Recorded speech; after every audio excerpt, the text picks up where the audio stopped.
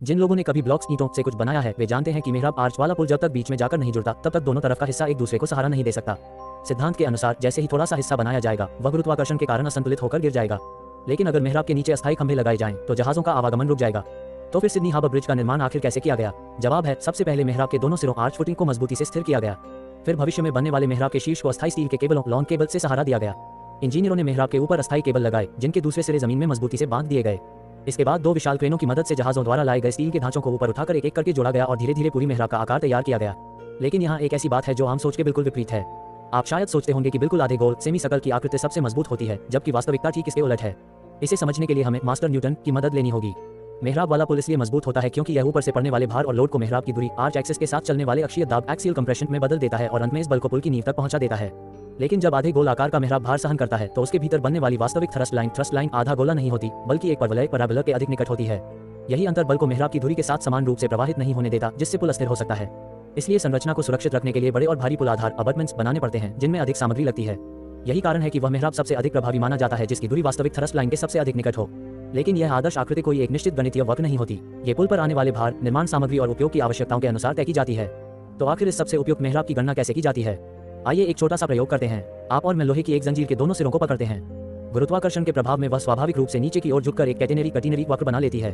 अब चाहे कोई तीसरा व्यक्ति उसे किसी भी जगह से ऊपर उठाए, जैसे ही सहारा हटेगा जंजीर फिर उसी प्राकृतिक आकार में लौट आएगी। ऐसा इसलिए होता है क्योंकि उस समय जंजीर के भीतर केवल अक्षीय तन्यता एक्सियल टेंशन होती है। इसलिए कैटेनरी वक्र गुरुत्वाकर्षण के प्रभाव में सबसे स्थिर बल संतुलन वाला आकार है। यदि इसी आकृति को वास्तविक निर्माण सामग्री से बनाया जाए और उसे उल्टा कर दिया जाए तो वही सबसे प्रभावी मेहराब की धुरी बन जाती है। इसके बाद इंजीनियर वास्तविक भार को ध्यान में रखते हुए उसमें सूक्ष्म संशोधन करते हैं और अंततः सिडनी हार्बर ब्रिज की अंतिम मेहराब का आकार निर्धारित करते हैं। जब पुल के ब्रिज डेक का निर्माण किया गया तब इंजीनियरों के सामने दो विकल्प थे। यदि सड़क मेहराब के नीचे होती है तो उसे थ्रू आर्च ब्रिज कहा जाता है, और यदि सड़क मेहराब के ऊपर होती है तो उसे डेक आर्च ब्रिज कहा जाता है। हालांकि डेक आर्च ब्रिज में कम सामग्री लगती है, लेकिन उसकी सबसे बड़ी कमी यह है कि वह पुल के नीचे उपलब्ध जगह को कम कर देता है, जिससे जहाजों के गुजरने का मार्ग संकरा हो जाता है। इसलिए सिडनी हार्बर ब्रिज के लिए थ्रू आर्च डिजाइन सबसे उपयुक्त साबित हुआ। गर्मियों में तापीय प्रसार थर्मल एक्सपेंशन और सर्दियों में संकुचन थर्मल कॉन्ट्रैक्शन के कारण इस स्टील के मेहराब में स्पष्ट रूप से आकार परिवर्तन होता है।